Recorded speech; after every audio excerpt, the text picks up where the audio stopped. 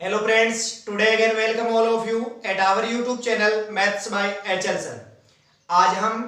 Class 12th maths chapter 5 inverse of matrix and linear equation जो प्रतिलोम अव्यय और रैखिक समीकरण है उसका अगला पार्ट पढ़ रहे हैं। इससे पहले हमने ये पढ़ लिया कि क्रैमर रूल क्या होता है, एरिया ऑफ ट्राइंगल यानी त्रिभुज का क्षेत्रफल कैसे निकालते हैं, अगर तीनों पॉइंट अगर संरेख हैं तो उसकी कंडीशन क्या होती है, हमने सब पढ़ लिया है। आज हम उससे रिलेटेड कुछ क्वेश्चन करेंगे जो एग्जाम में हमारे पूछे जा सकते हैं। तो पहला क्वेश्चन हमारे पास, find equation of line which passes through 2 points A and B and find value of K if third point is C K, 0 and area of triangle ABC is a 2 square unit। यानी यहां पर इसका कहने का मतलब है दो बिंदु हमारे पास है A और B, इन दोनों को मिलाएंगे तो इससे गुजरने वाली लाइन की समीकरण आपको ज्ञात करनी है। नंबर 2, एक क्वेश्चन नहीं है, यहाँ पर दो क्वेश्चन है, यानी दोनों पॉइंटों से जैसे हमारे पास सपोज करो इसका सॉल्यूशन समझाता हूं मैं। यहाँ से पॉइंट ए है जिसके कोऑर्डिनेट कितने हैं, निर्देशांक 4,3 यानी 4,3 है, और कोई दूसरा पॉइंट है मेरे पास बी जिसके कोऑर्डिनेट क्या है, -5,2 है। ठीक है, अगर दोनों को मैं मिलाता हूं तो दोनों को मिलाने वाली लाइन को अगर आगे बढ़ा दे तो एक ये स्ट्रेट लाइन यानी कि सरल रेखा प्राप्त होगी। इसका आपको समीकरण ज्ञात करना है, इन दोनों पॉइंट से गुजरने वाली रेखा का समीकरण ज्ञात करना, ये भी हमने पढ़ाया है आपको। तो सबसे पहला काम है सॉल्यूशन करेंगे। नंबर 2 क्वेश्चन क्या है, अगर मैं इन दोनों पॉइंटों को लेकर के एक मुझे पॉइंट और दिया गया है सी जिसके कोऑर्डिनेट निर्देशांक है K, 0 यानी सपोज करो सी पॉइंट अगर मैं यहां ले लेता हूं, सी पॉइंट जिसके निर्देशांक K, 0 है, तो मैं A को B से, B को C से और C को A से ज्वाइन कराऊंगा तो ABC एक ट्राइंगल बनेगा मेरे पास जिसका क्षेत्रफल यानी एरिया 2 वर्ग इकाई दे रखा है, 2 स्क्वायर यूनिट है ना। तो आपके पास इसका एरिया 2 है, तो अगर एरिया दे देवे एक्स वाई, मैंने कई बार आपको कहा है, इससे पहले वाले पार्ट में खूब बताया था, जो भी आपको अननोन वर्टेक्स देता है उसको आपको फाइंड करना होता है। जैसे यहाँ पर ये जो वर्टेक्स सी है उसका एक वाला जो एक्स वाला कोऑर्डिनेट वो K है, इसका मान निकालना है। ठीक है, जो निर्देशांक सी है उसमें K वाला जो पार्ट है इसकी वैल्यू निकालनी है। तो बहुत इजी है, दोनों इक्वेशन करेंगे। देखिए फटाफट हमारा सॉल्यूशन जो है, सबसे पहले हम लोगों को इसका इक्वेशन निकालने के लिए क्या करना पड़ता है, आपको मैंने बताया था अगर 2 पॉइंट गिवन देगा वो और आपसे ये कहेगा कि दोनों से निकलने वाली लाइन का आपको इक्वेशन फाइंड करना है, समीकरण ज्ञात करना है। इसके लिए हमारे को तीसरा पॉइंट ऐसा लेना होता है जो इसी रेखा के ऊपर स्थित हो। सपोज करो ये दोनों पॉइंट है जिनसे जाने वाली लाइन ये है, और वो तीसरा पॉइंट सपोज करो P है जिसके निर्देशांक क्या होंगे, x, y होंगे। भाई आपको मैंने कहा तीसरा पॉइंट, क्योंकि ये तो बदलता हुआ बिंदु है, चर बिंदु है, वेरिएबल पॉइंट है, तो ये कहीं पर भी हो सकता है। रेखा पर बहुत सारे पॉइंट होते हैं, मैनी पॉइंट्स, तो तीसरा पॉइंट थर्ड पॉइंट कहीं पर भी मान सकते हैं। अब ये फिक्स नहीं है, फिक्स होता तो x और y की कुछ ना कुछ वैल्यू कांस्टेंट होती, अचर होती, लेकिन यहाँ चर राशि है तो ये चर राशि है, चर बिंदु घूमता फिरता बिंदु है, इसके जो निर्देशांक है x, y हम ले लेते हैं। अब समझो ध्यान से, तीनों पॉइंट है, अगर 3 पॉइंट एक सीधी लाइन पे आ जाए तो हम कौन सी कंडीशन यूज करते हैं कि सारणिक से जो क्षेत्रफल निकालते हैं त्रिभुज का उसके बराबर में क्षेत्रफल को कितना लेके चलेंगे, 0। यानी अगर मैं बात करूं A, B और P, तो इन तीनों बिंदु, तीनों पॉइंट से जो है एक सीधी लाइन में आ रहे हैं और तीनों से बनने वाले जो ट्राइंगल है त्रिभुज उसका एरिया क्या होगा, 0। तो पहली कंडीशन यही है कि हम सबसे पहले लिखे लेट, यानी माना एनी पॉइंट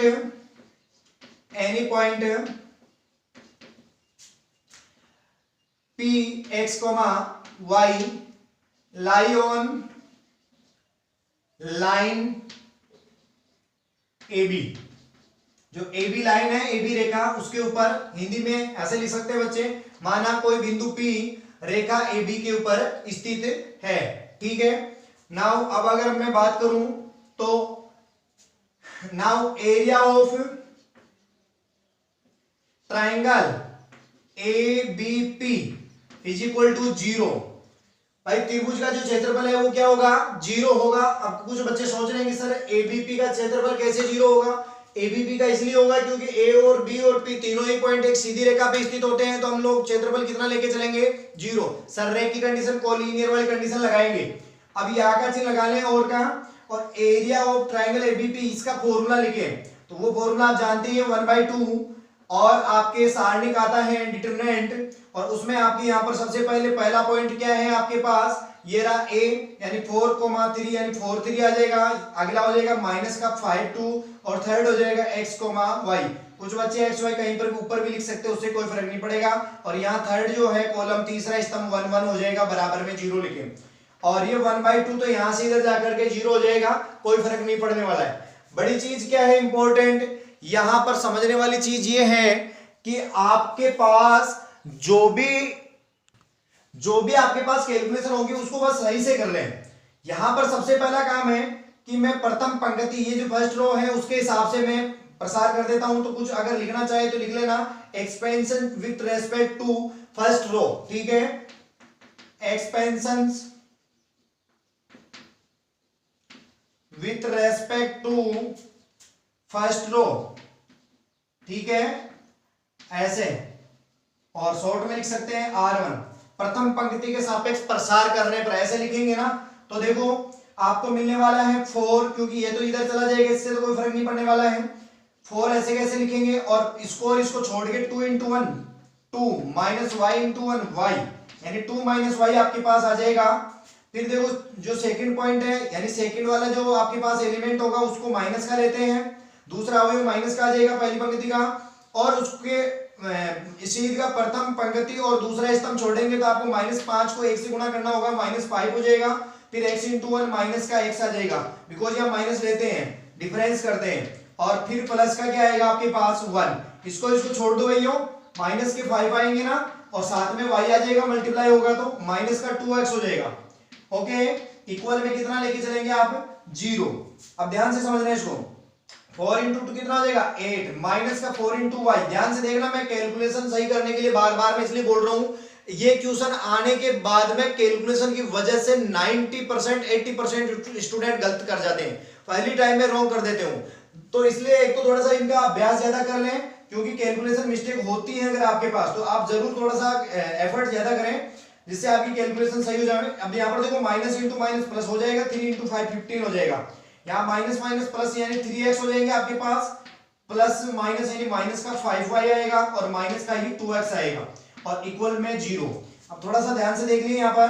8 है, यहाँ पर 15 और 8 कितना हो जाएगा 23, और ये सारी चीजें देखो बाकी की, x 3x प्लस का है, माइनस का 2x है, सपोज करो तो आप अगर देखेंगे तो एक प्लस माइनस, तो यहाँ पर प्लस का x रह जाएगा, माइनस का 4 और माइनस का 5, माइनस का 9y आएगा, और प्लस का 23 =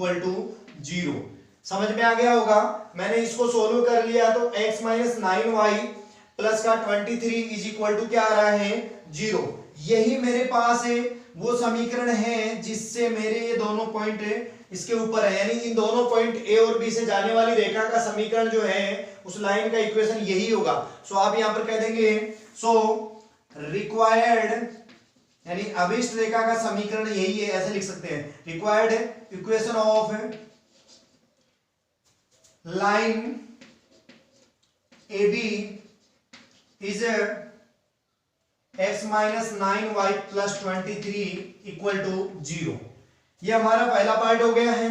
सबके समझ में आ गया होगा कि ये आपको कोई भी दो पॉइंटों से होकर जाने वाली, अगर इनसे पास होने वाली लाइन की अगर इक्वेशन पूछे तो उसके ऊपर थर्ड पॉइंट कोई भी ले लेंगे, और थर्ड पॉइंट के कोऑर्डिनेट हमेशा हम x, y रखेंगे, क्योंकि आपको मालूम है वो पॉइंट फिक्स नहीं है, कहीं पर भी हो सकता है, ठीक है। तो x, y लेंगे तो तीनों पॉइंट वाला कंसेप्ट लगाएंगे, जब किसी कोई भी ट्राइंगल के 3 पॉइंट अगर एक ही लाइन में आते हैं, कोलिनियर होते हैं, सररेख होते हैं, तो उस कंडीशन में एरिया कितना ले लेते हैं अपन 0। समझ में आ गया ना। अब अगर मैं बात करूं कि अगला पार्ट क्या था इसका, ये कह रहा है कि भैया ABC एक त्रिभुज है जिसमें पॉइंट C के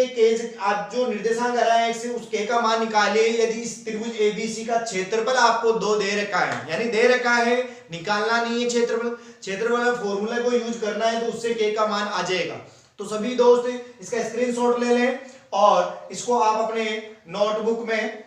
नोट कर सकते हैं। मैं अगले क्वेश्चन यानी इसी के अगले पार्ट को करवा रहा हूं, तो सभी स्टूडेंट ध्यान से देखें। हम अगला पार्ट इस क्वेश्चन का सेकंड पार्ट कर रहे हैं। हमारे पास जो गिवन है दिया है वो लिख लें पहले तो, क्योंकि सेकंड पार्ट के लिए दे रखा है given area of triangle ABC। ABC triangle जो है त्रिभुज का क्षेत्रफल कितना दे रखा है 2 वर्ग इकाई यानी 2 स्क्वायर यूनिट, ये लगा लेना आप, ठीक है। तो ये दे रखा है, सबसे पहला काम है, देखो आपको दे रखा है तो इसका मतलब ये यहाँ पर आपको त्रिभुज ही बनाना चाहिए सेकंड पार्ट में, क्योंकि लाइन का तो कोई मतलब ही नहीं है। मैं इसको हटा देता हूं यहां से, ए को बी से, बी को सी से ज्वाइन करा दो और सी को किससे करा दो, ए से। तो इस ट्राइंगल का एरिया, त्रिभुज का क्षेत्रफल जो है 2 वर्ग इकाई दे रखा है। अगले स्टेप में आप इसका फॉर्मूला लिखेंगे 1/2 इंटू, यानी कि इंटू में सारणी आएगी डिटरमिनेंट्स, वो क्या आएगी, पहले इसके कोऑर्डिनेट फिर बी के फिर सी के। ए के कोऑर्डिनेट क्या है 4 3 माइनस का 5 2 आ जाएगा और उसके आफ्टर आ जाएगा k, 0 और यहां पर k, 0 लिख करके थर्ड कॉलम जो तीसरा स्तंभ होता है वो 1 1 से आप सजा देंगे और इक्वल में क्या लिखेंगे प्लस माइनस का 2। इस बात का ध्यान रखें, देखिए मैं आपको पहले भी कह चुका हूं कि जो भी कभी अगर ये क्वेश्चन आता है जिसमें एरिया दिया होता है क्षेत्रफल, तो उसको हमेशा प्लस और माइनस का लेके चलना है। मैंने क्यों लेके चलना है, क्योंकि पहले वाले पार्ट में खूब डिटेल से समझाया है, आपको देख सकते हैं। अगर यहां पर आप प्लस का ही लेके चलोगे तो उससे एक ही वैल्यू आएगी के की। अगर आपने कई बार देखा होगा एरिया निकालते हैं तो वो हमारे माइनस का आ जाता है, तो उसकी एब्सोल्यूट वैल्यू निरपेक्ष मान लेकर के उसको बोल देते हैं कि भैया क्षेत्रफल जो है नेगेटिव नहीं होता है एरिया, सो हमारे यहाँ पर प्लस का ही होता है। यानी वहां पर हम जैसे मेरे पास आ गया माइनस का 2 क्षेत्रफल किसी का निकालने का, तो मैं कहता हूँ एब्सोल्यूट वैल्यू यानी -2 की जब निकालूंगा वो प्लस की 2 ही आएगी, यानी प्लस का ही लेते हैं क्षेत्रफल एरिया। तो उस कंडीशन में भी है, और एक प्लस का 2 आ जाए तो भी प्लस का 2 है, माइनस का आने पर भी प्लस का 2 होगा एरिया। सो दोनों ही कंडीशन हो सकती है। तो देखो क्षेत्रफल तो 2 ही होगा, लेकिन आपकी कैलकुलेशन में +2 आ रहा है कि -2 आ रहा है, उस हिसाब से दोनों को लेके चलते हैं। देखिए ध्यान से 1/2 यहां से इधर चला जाएगा, 2 यहां से ऊपर चला जाएगा, मल्टीप्लाई में वहां 4 हो जाएगा और यहां पर आपके पास हो जाएगा, अगर मैं एक्सपेंशन कर दूं प्रसार, तो देखिए expansion with respect to R1 first row के, ठीक है, तो वो हो जाएगी 4, तो आगे आ जाएगा, यानी प्रथम पंक्ति के सापेक्ष प्रसार करेंगे, इसको छोड़ दो, 2 × 1 यानी 2 हो जाएगा, माइनस का 0 × 1 0 हो जाएगा, माइनस का 3 आप यहाँ पर नोट करेंगे, इसको छोड़ो आप, माइनस का 5 और माइनस का k आ जाएगा। ध्यान से करना है, प्लस माइनस की मिस्टेक हो गई तो फिर कुछ नहीं कर पाओगे। और प्लस का 1 यहाँ पर नोट कर ले, यहाँ फर्स्ट रो और थर्ड कॉलम छोड़ दो, तो इसको मल्टीप्लाई करेंगे भैया 0, माइनस का 2 × k कितना हो जाएगा 2k और इक्वल में 2 और मल्टीप्लाई में आएगा तो प्लस माइनस का 4 बन जाएगा। अब ध्यान से देखिए अगले स्टेप में 4 2 कितना हो जाएगा 8, माइनस ये तो प्लस हो जाएगा, 3 5 या 15 हो जाएगा, प्लस का 3k भी आ जाएगा आपके पास, और यहां पर आपके पास माइनस का 2k आ जाएगा, इक्वल में प्लस माइनस का 4। आप इसको अगर कैलकुलेट करेंगे तो 15 और 8 कितना होता है 23, 3k से 2k आप ले जाएंगे तो हमारे पास रह जाएगा ओनली k, तो k + 23 equal two plus minus का 4। बात आती है कि k की वैल्यू 2 निकालनी है तो एक बार प्लस का लेंगे और एक बार किसका लेंगे माइनस का, सीधी सी बात है, एक बार प्लस का ले लेते हैं। फर्स्ट मतलब a पॉजिटिव लेने पर, पॉजिटिव जब लेंगे तो k + 23 इक्वल टू प्लस का 4, तो आपके पास k की वैल्यू कितनी आ जानी है 23, उधर जाएगा तो माइनस का 19 आ जाएगा। समझ रहे हैं मेरी बात को। एंड अगर सेकंड पार्ट यानी b नेगेटिव लेंगे, तो k + 23 इक्वल टू कितना आएगा माइनस का 4 और k इक्वल टू यहां से कितना हो जाएगा माइनस का 27। So required value of k is -19 और माइनस से 27, यानी आपके माइनस का 19 और माइनस का 27 हो सकता है। अतः k का मान जो है सो value of k is equal to minus का 19 या फिर माइनस का 27, ये मेरा आंसर हो जाएगा भाई। मैं उम्मीद करता हूं सभी स्टूडेंट्स को समझ में आ गया होगा, और थोड़ी सी लाइट की प्रॉब्लम है, इस चक्कर से मैं इस जो क्लास को है थोड़ा सा यहीं स्टॉप करना पड़ रहा है, वरना मैं 1 2 और अच्छे क्वेश्चन करवाता। इसके अगले पार्ट में जो है हम जो पढ़ेंगे वो पढ़ेंगे कि ए बी आपको दे रखा है और 3 XYZ की इक्वेशन दे रखी है, उनके ए बी की हेल्प से ही आपको XYZ वाली इक्वेशन का सॉल्यूशन निकालना हो, यानी क्रेमर रूल को और आव्यूह सिद्धांत को, उनसे रिलेटेड कैसे कैसे क्वेश्चन हमारे पास में आते हैं और बोर्ड एग्जाम में हमारे से पूछे जाते हैं, वो हम पढ़ेंगे यहाँ पर। ठीक है, तो ये भी बहुत अच्छा क्वेश्चन था जो बोर्ड एग्जाम के लिए बहुत इंपॉर्टेंट है, और कैलकुलेशन में बच्चे मिस्टेक करते हैं, तो आप अपना थोड़ा ध्यान रखें यहाँ पर। Thank you.